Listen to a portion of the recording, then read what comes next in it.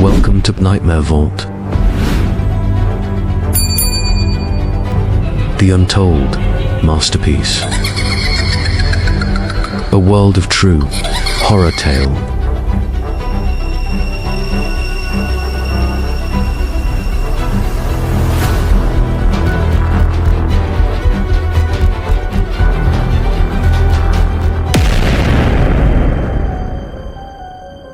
The sky was the color of wet stone as Eric stepped onto the village path, his boots crunching lightly on damp cobblestones. A raw wind dragged through the crooked chimneys and moss-covered rooftops, whispering tales that seemed older than memory. Each house stood like a watchful elder, shutters drawn tight, their silence pressing against him like invisible hands. The church bell had not rung, yet Eric felt as if something had already announced his arrival. He pulled his cloak tighter. This was not the kind of place that welcomes strangers, and he was not just any stranger. He carried questions heavy as iron, and a heart uneasy with the ghosts of his name. He had barely passed the first well when she appeared. Helga, the village elder. Her back was slightly bent, but her eyes, cold and cutting like flint, missed nothing. Without asking his name, she beckoned him to sit near the hearth inside a narrow timbered house that smelled of ash, time, and secrets. She spoke slowly, but her voice did not tremble. "There is a book," she said, "a manuscript no hand has mastered. It changes itself, lad. It writes not what you want to know, but what you hide." Eric leaned forward. "Changes how?" Helga stared into the fire. "When you read it, it reads you, and when it finds what you dare not say, it puts it in ink before your eyes. Many have tried to use it. Few have left unchanged. Some not at all." Her voice lowered to a hush. "That book has cursed this village, but it also keeps its truth alive. Do not take it lightly." Though the room was warm, Eric felt cold crawl up his spine. Later, in a room lit only by a single trembling candle, Eric stood before the manuscript. It sat atop a stone pedestal carved with forgotten symbols. The book's leather was dark, cracked like old skin, and on its cover, runes shimmered faintly, shifting whenever his eyes tried to focus. It pulsed as if alive. No mere book, but a silent beast waiting to speak. He reached for it, but his fingers hesitated. What would it find? What would it show? He had not spoken of it in years, not to friends, not to strangers. The story of his blood. His grandfather, once a knight of high esteem, had betrayed his oath, turned on his king, and vanished with secrets that rotted the family name. His father had withered beneath that shame, and Eric had spent his youth running from it. But it followed. Always. Every time someone whispered, "traitor's kin," he felt the weight of that crime press against his back. He wasn't here just for history or curiosity. He had come because the manuscript might be the only thing left that could tell him why. Why his family had shattered, why no place ever felt like home, and whether redemption could be found in a story written in his blood. But the village didn't trust him. Their eyes told him so, watching from behind windows, whispering in the market as if his presence were a bad omen. They spoke of duty, of old laws, of sins passed down like land. Eric saw in their faces a judgment unspoken, but sharp. Still, there was another feeling beneath the stairs, a quiet curiosity. Some, like the blacksmith's daughter who nodded to him when no one else would, seemed to wonder if the story could change. Could the manuscript, cursed though it was, bring truth at last? Eric stood at the edge of belief. The village clung to its ancient codes and faded glories, while he brought questions shaped by a modern world. Was the book a trick of folklore, a relic meant to scare children and silence scandal? Or was it something far older, woven with a magic born of sorrow and memory?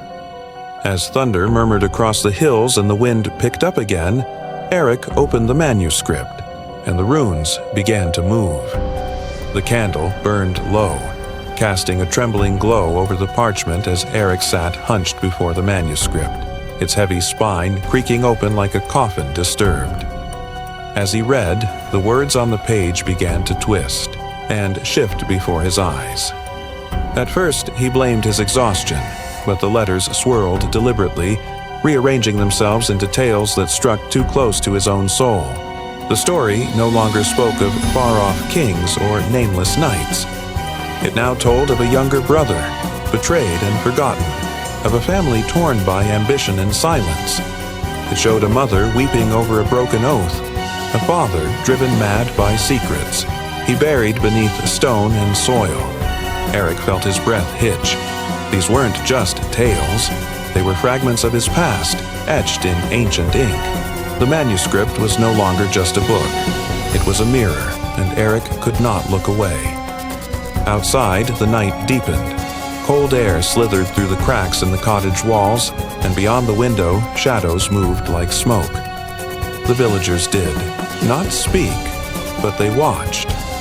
Old men lingered by the well longer than needed, their eyes darting toward Eric's window. Women paused mid-step, their whispers carried by the wind like ghostly hymns. Even the children played in silence now, their laughter stifled by the tension that settled over the village like fog. They remembered the tales their grandmothers used to tell, of a manuscript that knew more than it should, of a time when truth had broken families and curses had walked in daylight. Eric, to them, was not a visitor, but a spark near dry leaves, something that could set the whole place ablaze. From behind stone fences and shuttered windows, old rivalries stirred. The bloodlines that had once fought over fields and honor began to whisper again. The clan of Halfrid, once accused of poisoning a rival's well, now eyed the descendants of the accused with distrust. The children of Sir Oswin, a knight whose oath to protect the village had ended in betrayal, now crossed the street when they saw the sons of Bryn, who once led the rebellion. None spoke aloud what festered in their hearts, but the manuscript saw it all. Eric could feel its weight pressing against him, not just as paper and ink, but as a force that pulled on the threads of the past, threatening to unravel them before all. One night, as the wind howled through the trees like a choir of the damned, a woman entered Eric's cottage uninvited. Her cloak was wet with rain, and her eyes shone like polished amber. She introduced herself as Ingrid, last of the manuscript keepers. Her voice was calm, but sorrow seeped from every word. "This book," she said, placing her hand gently on the cover, "was never meant to be opened without sacrifice. It shows not only truth, but consequence. Are you prepared for what it demands?" Eric stared at her, unsure if she was a guardian or a warning made flesh. "I need answers," he said. She shook her head. "Then prepare for pain. The answers you seek may not forgive you." Soon, Eric could no longer tell dream from waking. In the streets, he saw faces he had read about the night before. A boy with a birthmark like the cursed prince in the manuscript, a woman weeping in the market square just as one had wept in the story. Even the chapel bells rang on nights they should have slept silent. Eric's world bent at the edges, warped by the power of the tale now tangled in his own. He could not escape it. The manuscript breathed when he touched it. It mourned when he cried. It fed on truth. One morning, the tension snapped. Eric's older cousin, Aldrich, confronted him near the village square. "You're dredging up what was meant to die," he hissed. "You think digging through ashes brings back honor?" Others gathered. Heated, words flew. Oaths once spoken in knighthood were revealed as lies. Eric shouted, "Then speak the truth. Let the tale show us all." But his voice was drowned by the storm of blame. A story from the manuscript had described a knight who abandoned his brother in battle, and now that story mirrored Aldrich's betrayal. The crowd trembled, not just from anger, but recognition. They, too, had played parts in forgotten sins. The manuscript glowed faintly in Eric's arms, its pages fluttering as if winded. It no longer told a story. It accused. It demanded. Each villager, one by one, felt their secrets surfacing. Eric saw the fear in their eyes, not of him, but of what the book might yet reveal. They had all thought their sins buried beneath snow and stone, but the story knew better. It bared the village's soul, tangled in betrayal, shame, and longing for redemption. And as the church bell tolled, calling the village to a gathering not of prayer but reckoning, Eric realized the tale was no longer his alone. It was theirs, all of them trapped in a fable that had waited centuries to be finished. The manuscript was a mirror, and none could hide from the reflection. The candle flickered violently as Eric stared at the manuscript, its ink bleeding across the old parchment like storm clouds unraveling in the sky. Words twisted and bent before his eyes, reshaping themselves with a fury that shook the very air around him. Then, without warning, the room disappeared. He was no longer in his study, but under the gnarled arms of an ancient oak, its branches groaning like a creature in pain. The moonlight revealed a solemn gathering. His ancestors, cloaked in steel and sorrow. A knight stood at the heart of the circle, trembling as he withdrew his sword not in honor, but in treachery. With a single, desperate thrust, he struck down his own kin, the blood staining the earth like ink spilled upon truth. Gasps rang through the ghostly crowd. A sister collapsed, tears streaming down her face as her voice twisted into a curse so fierce it seemed to rip through the veil of time. Her cry, bitter and broken, became the first echo of the curse that would shroud the village for generations. Eric watched helplessly, heart pounding as the betrayal played out again and again, an endless loop bound to his bloodline. In the hollow silence that followed, a presence stirred within the vision. From behind a crumbling stone altar stepped a figure cloaked in shadow. A gaunt man, wrapped in worn robes, his eyes burning with otherworldly calm. The hermit saint. His feet made no sound on the withered leaves, yet his gaze carried the weight of centuries. "You bear witness," he spoke, voice low as thunder and soft as prayer. "But witnessing is not enough. Penance must be chosen, not inherited." Eric could barely breathe. "What do you want from me?" he asked. The saint raised one hand, pointing to the manuscript that now floated midair, glowing with golden light and crimson veins. "To cleanse the blood, truth must bleed. To break the curse, justice must speak. Will you carry the pain of many to heal what was shattered?" The question settled on Eric's shoulders heavier than any armor, heavier than legacy itself. His soul trembled under the weight of the choice. Every heartbeat dragged him deeper into the space between guilt and hope. If he exposed the truth, the broken oath, the betrayal, the sins, they would never look at him the same again. The village might shatter. Peace would crumble like dry bread. Yet, to stay silent was to let the lie live on, choking the future in the very soil it was planted in. "I am not my ancestors," he whispered, voice cracking, "but their sins live in me." The manuscript pulsed in reply as if urging him toward the light hidden in pain. "I cannot carry all their guilt," Eric said, "but I will not pass it forward." His decision began to bloom, fragile as spring's first snowdrop, hopeful yet aching. The chapel walls groaned as the villagers assembled, their faces drawn with suspicion and buried grief. The air was thick with questions no one dared ask until Eric stepped forward, the manuscript pressed to his chest. "This tale we've hidden," he began, "was never just a story." His voice echoed through the cold stone hall as he spoke, of nights and betrayal, of curses born from truth buried too deep. Gasps escaped trembling lips. Whispers cracked like old branches.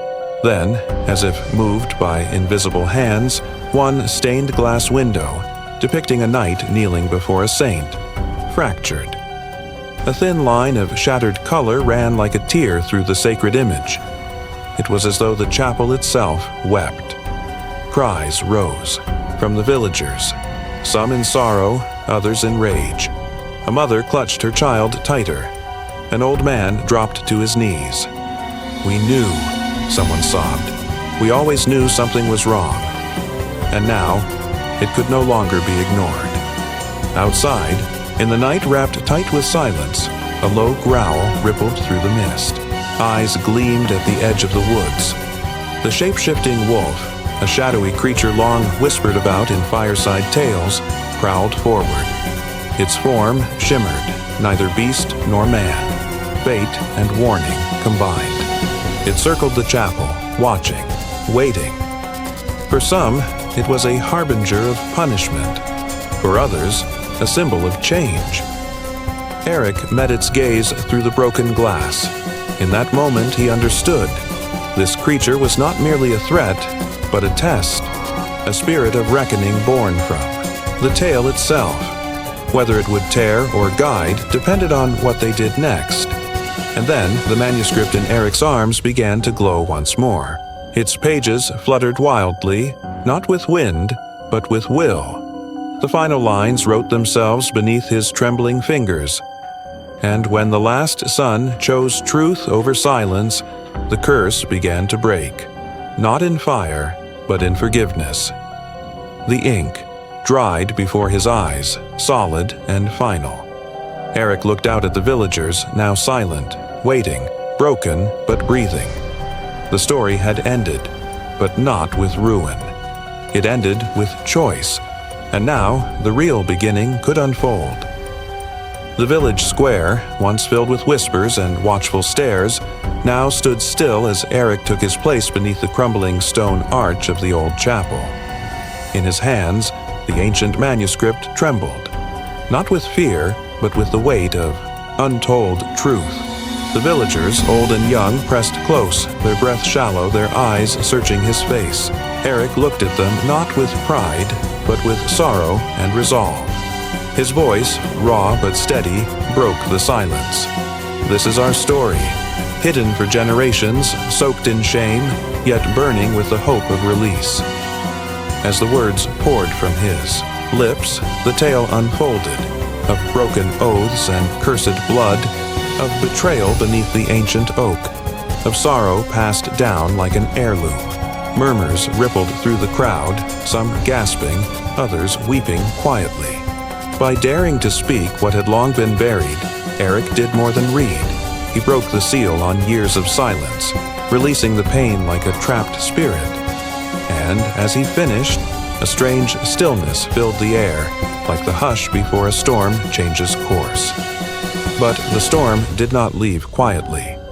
From among the crowd, an elder with trembling hands stepped forward, his eyes shadowed with fear. "These are stories best left untold," he warned, his voice brittle with age and pride. "To stir the past is to curse the future." A few nodded in agreement, clutching tightly to the customs that had bound them for lifetimes. They feared change, feared the shame that truth might drag into daylight. Yet others, younger or wearied by grief, raised their voices in gentle defiance. "We are already cursed," one woman cried. "Let us at least be free of lies." The air quivered with tension, the generations divided between silence and salvation. But in that rift, a seed was planted, the seed of choice. And slowly, like frost melting under the spring sun, something shifted. A child reached for his grandfather's hand. A widow touched the arm of a neighbor she had long avoided. And one by one, the villagers began to speak. Not in accusation, but in honesty. Apologies were whispered. Old wounds were aired, not to fester, but to breathe. Forgiveness, once a foreign word on their tongues, now passed from lips to hearts. The curse that had held them hostage began to lose its grip, not with fire or thunder, but with quiet acts of grace. The village, wrapped so long in shadow, began to shine with a strange and tender light. Eric watched it unfold with eyes full of wonder. No longer did he feel like the outsider who had stumbled into a ghost's tale. Now, he was the one who gave the story back its soul. The villagers, once suspicious, now looked to him with respect, even reverence. He had not only uncovered the truth, he had lived it, and through him, the old shame became a lesson in courage. He was no longer merely the descendant of a fallen knight. He was the keeper of their legacy, the bridge between sorrow and hope. The manuscript in his hands, once restless with shifting words, finally grew still. Its pages settled, the ink no longer twisted with grief or fury. Eric felt it, like the sigh of a spirit finally laid to rest. The story had found its ending, not in fire or revenge, but in understanding. The book that had haunted his family had nothing more to say, and that silence was more powerful than any tale it could have written. As dawn broke over the hills, Eric turned from the village with quiet steps. He did not flee, nor did he linger. He walked with purpose, the manuscript, tucked close but no longer a burden. Behind him, the chapel bell rang softly, not in mourning, but in renewal. Eric's eyes lifted to the horizon, where the sky blushed with morning light. "Let this be remembered," he whispered, "not for the pain it held, but for the peace it found." And as he walked on, the wind carried his words like a blessing, a final line to a story that had finally, mercifully, come to rest.